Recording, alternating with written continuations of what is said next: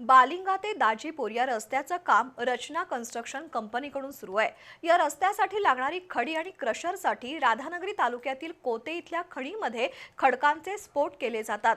या ब्लास्टिंगमुळे कोते परिसरातील काही घरांना तडे गेले आहेत, तसंच शेतीच्या पाईपलाईनचं नुकसान झालंय। कंपनीच्या या बेजबाबदार कामामुळे वैतागलेल्या ग्रामस्थांनी थेट रचना कन्स्ट्रक्शन कंपनीची वाहनं अडवून धरली आणि प्रकल्प व्यवस्थापकाला धारेवर धरलं। बालिंगा ते राधानगरी दाजीपूर या रस्त्याचं काम गेली 2 वर्ष रचना कन्स्ट्रक्शन कंपनीकडून सुरू आहे।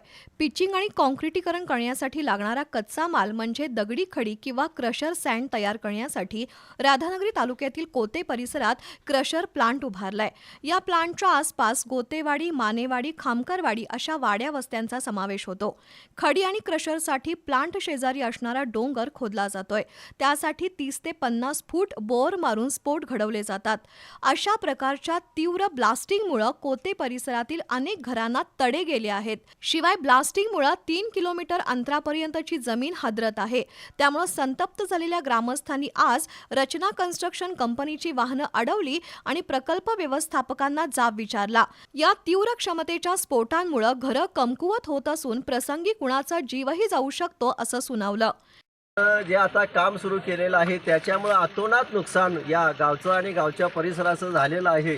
त्यांचं हे काम थांबलं नाही तर जनतेच्या वतीनं आम्ही तीव्र आंदोलन छेडण्याचा त्यांना इशारा देतो।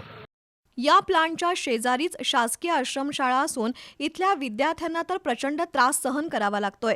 त्यामुळे आश्रमशाळेच्या मुख्याध्यापकांनी कित्येकदा या कंपनीला लेखी निवेदन दिलंय। शिवाय कोते परिसरातील 4 ते 5 गावांमध्ये धुळीचं साम्राज्य निर्माण झालंय।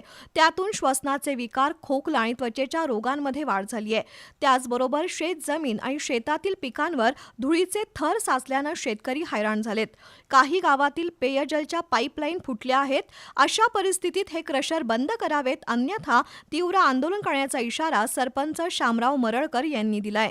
कन्स्ट्रक्शननं जे उत्खनन चालू करून त्याच्यामध्ये जे काही हे बसवलेले आहेत स्टोन क्रशर, तर त्या स्टोन क्रशरमध्ये बघता उत्खनन प्रमाणापेक्षा जास्त केलं जातं आहे। त्याचबरोबर स्फोटासाठी वापरलेली जी स्फोटकं आहेत ती गव्हर्नमेंटनं घालून दिलेल्या नियमाच्या बाहेर स्फोट झाल्यामुळं आजूबाजूच्या वाड्या वस्तीमध्ये घरांना मोठे हादरे बसून घरांना तडे जाऊन रस्त्यावरती पण तडे गेलेले आहेत।